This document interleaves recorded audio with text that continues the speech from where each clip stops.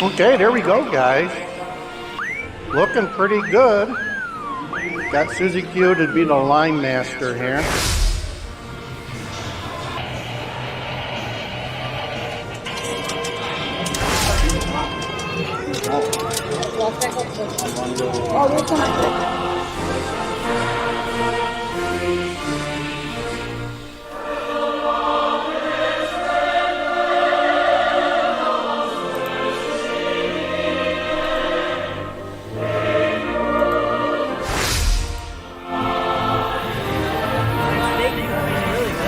Yeah, look at those fries. You got the Polish there. Yeah, Polish and the dog I've never decked seen out. fries like that. It must be some special They call them sidewinder fries. sideline.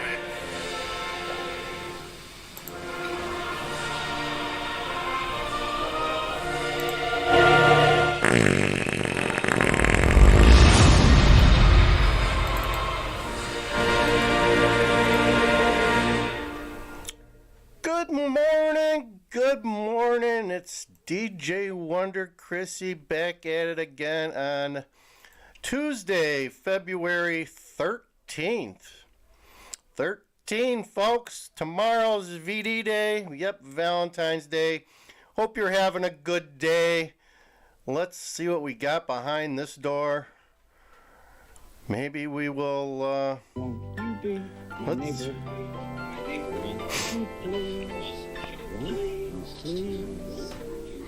Please won't you be my neighbor? There you go. Won't you be my neighbor? Won't you be my neighbor? Okay, you ready? Are shit, you ready, yeah. Here it comes. Okay, I'm ready. Here it comes. Who said do it?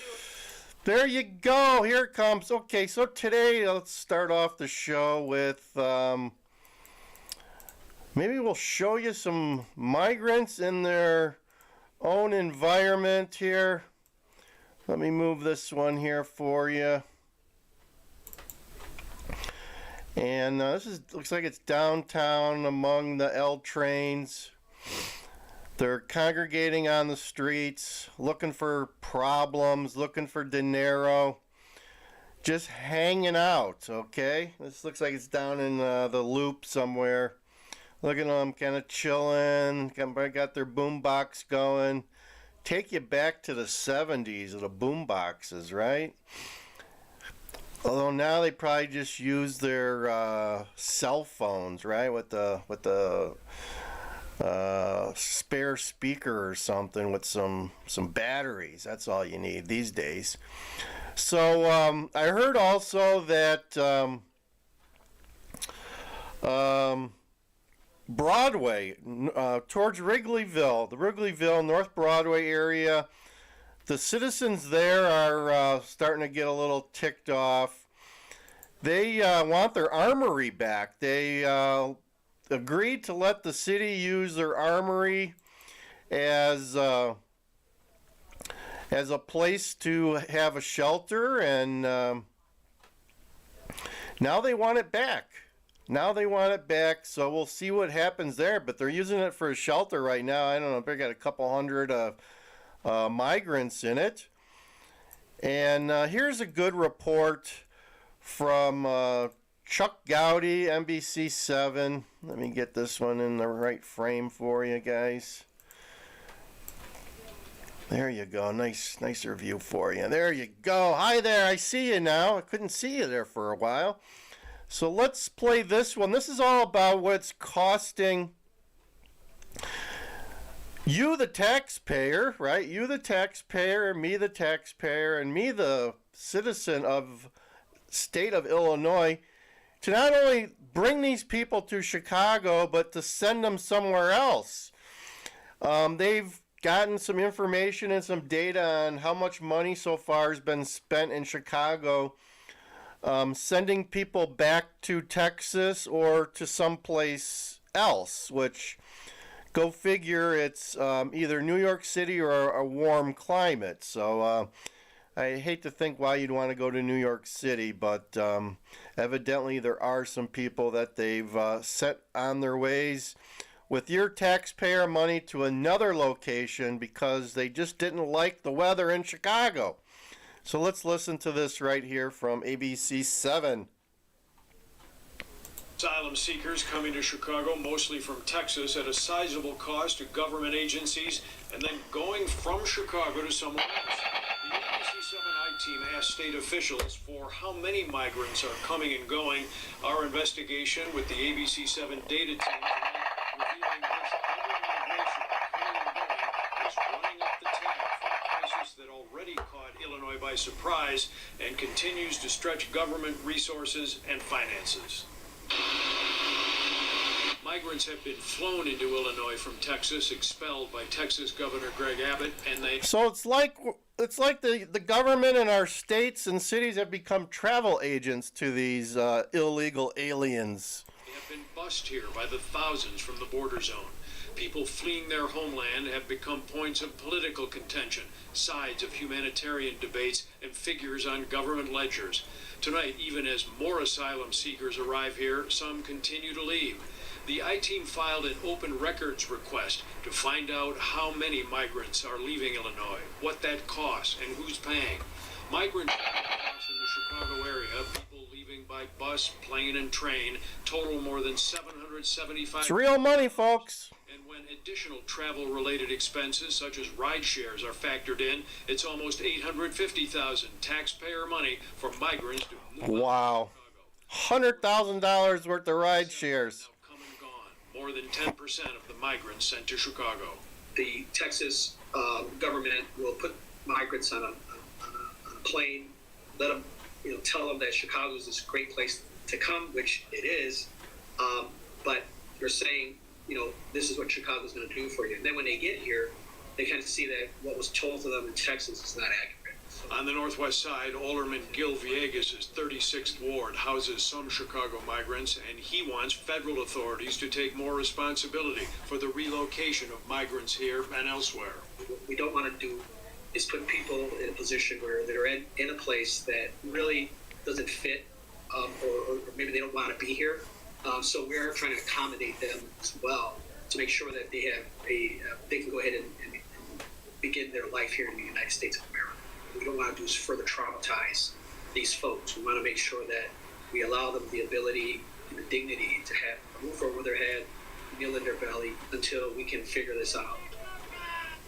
Catholic Charities has provided some of the logistical help in The dreaded Catholic Charities, folks. There's the evil devil in disguise out there for everyone to see now.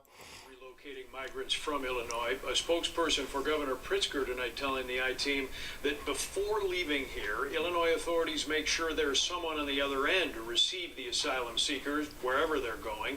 And the most popular destinations for migrants leaving Illinois are New York, Florida, and Georgia, according to records at the Illinois Department of Human Services. And some actually asked to be relocated back to Texas, surprisingly. A long journey for a lot of these people already, getting longer. Sure is. Thanks. Thank you. Watch breaking. So there you go.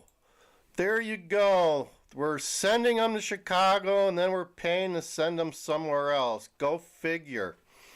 Let's talk a little bit about Bud Light. All right. I wonder if everyone watched the Super Bowl, or at least halftime. It looks like, the thing I noticed, all the Super Bowl commercials have gone anti-woke.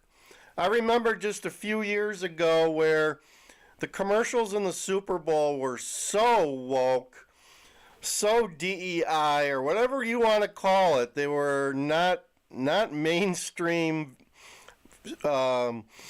commercials. They had to have one person from every ethnic group represented in the commercial, otherwise it just didn't qualify. Well, I didn't see that Sunday. Bud is trying to buy their way back into mainstream beerhood, I guess you would call it. They got Donald Trump and a whole host of celebrities that they're paying through the nose for to hopefully crawl back from their basement dwelling. You guys know anybody else that dwells in the basement? Yeah, Mr. Bergen in Washington, D.C. does that. But anyway, last I heard, the first couple of weeks or first month of January, Bud was once again down 30%. So if you go back to last March when the Dylan Mulvaney thing happened, Bud has very, I don't know, just like clockwork. Their sales are down 30%. Their yearly sales last year were down 30%. So they've kind of bottomed out. They've lost 30% of their sales. Now they're trying to climb back, which I hear now that they actually made a contribution to our guy Donald. They gave Donald a big contribution. Thus, Donald's telling America they need to drink more Bud Light, and they're an American iconic brand. But I'm not buying it. I'm a Trump supporter, but I'm also a free thinker. So I'm not buying the Bud. Not buying what they're standing up there, and I think there's getting over a cold here, folks. I think there's proof that a lot of Americans just don't like Bud or Bud Light anymore. And as I told you guys before, a lot of the bars that I go to, after the first couple of weeks, they got rid of Bud and Bud Light on tap. People weren't buying it, and one of the bartenders told me that after 2 weeks or 10 days, they have to throw it out. If a keg has been tapped and sitting there more than 10 days, they have to throw it out. So they gave up on it. Like I said, I know at least 3 different pubs around here that got rid of it. They have it in bottles and cans if you want, but that's it. They got rid of their tap spaces for Bud and Bud Light and gave it to somebody else. One place I know brought in Hams. Welcome edition. I love me some Hams right out of the 70s, right? Hams beer, the little bear. Oh my God. Love that. So going back to the Super Bowl and the $18, I mean, they had Bud Light. Bud Light was like the official beer of the Super Bowl for some reason. They must have paid their way into that too. Michelob Ultra, I believe, was a premium beer. Michelob Ultra was a premium beer at the stadium in Las Vegas, and they wanted like $18 for a can. One of the things they did also at the Super Bowl was they put water, which I'm sure it was your Anheuser-Busch people, put water in a tin aluminum can. $7.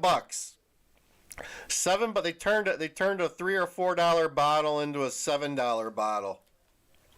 Go figure, right? American ingenuity. How do we increase sales? We just charge more.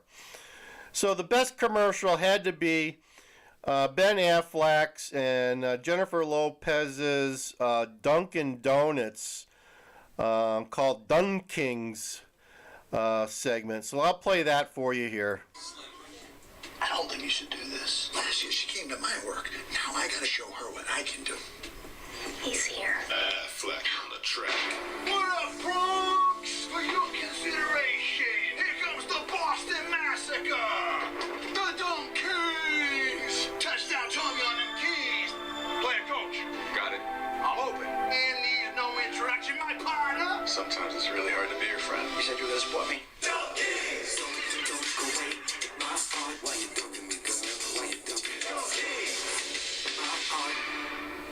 How do you like them donuts? I'm so sorry. You had to see it, but I forgive you. Lay us on the track. Are we gonna be on the album? We talked about this. Let's go. You're blinded by them pinstripes. Wrap it up. There goes Babe Ruth. Tom, you can stay. You remember when I told you I'd do anything for you? This is anything. Chill. They're naming a drink after us. There you go. Probably the best commercial of the Super Bowl. Yeah, hands down. hands down. I didn't know that. One other thing I noticed about the Super Bowl commercials, I didn't know Jesus had a foot fetish. Did you guys know that Jesus had a foot fetish? According to the commercial, I think was paid for by the Hobby Lobby owner. He had a bunch of people showing their feet being washed by someone. I also heard that someone said that was for the losers of the Super Bowl. Defeat. That's what that commercial was trying to convey. Defeat. All right. I hope you enjoyed that joke. That joke, but we had to give you that one. That was a weird commercial. It was okay. I guess it was okay to see some guy washing your feet, but someone had some money and had some money to waste, so they went ahead and did that. We got Penny USA. You need to look into the people in Massachusetts who are having families stay with them. I watched a video of these people, and they're out of their minds. All right, I'll check into that. I suspect they were liberals with blue hair, right? Or some type of coloring. Had to be. Check out my buddy Adam Francisco's channel. He had a in-depth interview with a liberal. Check out my post. I posted a link to it on my channel, but check out Adam Francisco, and he's got a picture of a lady with multicolored rainbow hair. Let me see if I can find it here. It was a great,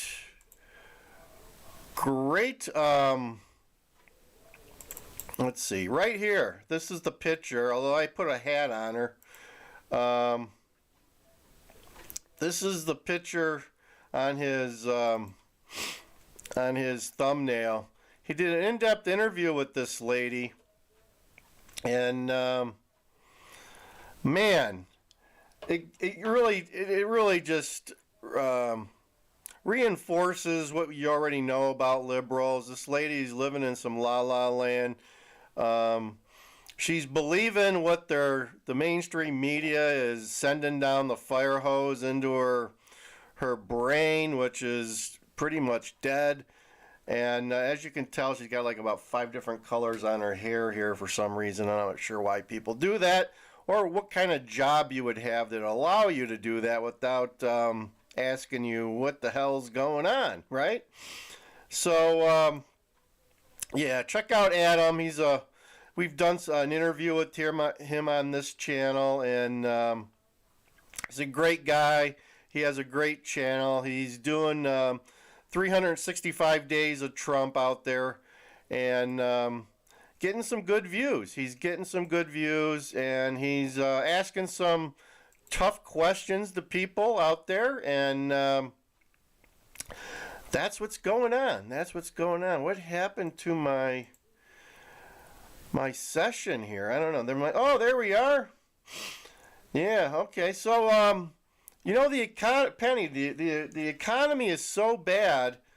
I'm thinking that a lot of people are willing to do stupid stuff like that and invite unvetted people into their homes. I mean, inflation, I think if you watched the stock market today, I saw it was down like over 500 points, probably even going lower, due to the fact that inflation is surging again. I didn't get a chance to read the article, but I saw 3.1%. I don't know if it's back up to 3.1% or inflation is back up to 3.1. The Fed's trying to save the economy, and the problem is that our government's not helping. They're continuing to spend money, which is what's causing the inflation. I think last quarter, like 25% of the spending was government, and they have the capabilities to reduce that inflation if they just cut back on the spending, but they don't want to because they're spending that money on a lot of woke crap, right? A lot of woke crap is what's causing our inflation, and it's just like the migrant crisis, or the migrant mission, as Brandon likes to call it. It's you and I that are going to pay pay the bill for inflation, and you are paying the bill for inflation right now, because a lot of people don't realize when prices go up, you start experiencing shrink inflation, like Joe Biden is telling you is all the blame of companies. It's not the blame. He can't blame the companies on that. Those are just companies trying to save their customers from paying more. But the way they do it is they give them less product at the same price, so that everyone's supposedly happy. But in the long run, you're not. Penny says you couldn't pay me any amount of money, and we are not seeing everything I watch. Big Hawk, he lives in NYC, and the crime he showed there, we are not seeing. We're not seeing where. There's crime, yeah, there's crime. But there's not a lot of crime in Chicago. I haven't seen any shootings with migrants per se yet. And if they are, they're, there's a thing called a cover-up that likely happens a lot. So yeah, New York City is they're in the revolt stage. They are in the revolt stage. They are not taking any more of this migrant mayhem, right? Gotham mayhem, the original city of sin. They're not having it. And I think Chicago hasn't gotten to that point yet. We're just in the honeymoon phase with our migrants. And like I said, once the weather gets a little bit nicer here, we're 35 degrees here today, overcast, a little cloudy. It's garbage day here in my town, so the trucks are rolling through the streets, picking up all the dirty stuff. So there you go. Yeah, New York City's a little bit ahead of us on the curve when it comes to mayhem. But we'll see it soon enough here in Chicago, and the people in Denver are going to start to see it too, as those people spread out along metropolitan Denver, not just the city proper anymore. So you're going to see a lot of interesting things happen, and some of it, as we've said a lot on this channel, could be happening in your town, in your neighborhood, and maybe in your street. I'm looking for the springtime and the migrants to start taking the metro train back out of the city into the suburbs and start to do some major panhandling, if not door ringing, in the neighborhoods in the suburbs of Chicago, folks. And we'll be here to report that when that happens. So I think that's all I have for today. I'm going to end here. And as I usually end, thank God for Donald Trump. God bless Donald Trump, and God bless the United States of America, folks. DJ Wonder Chrissy.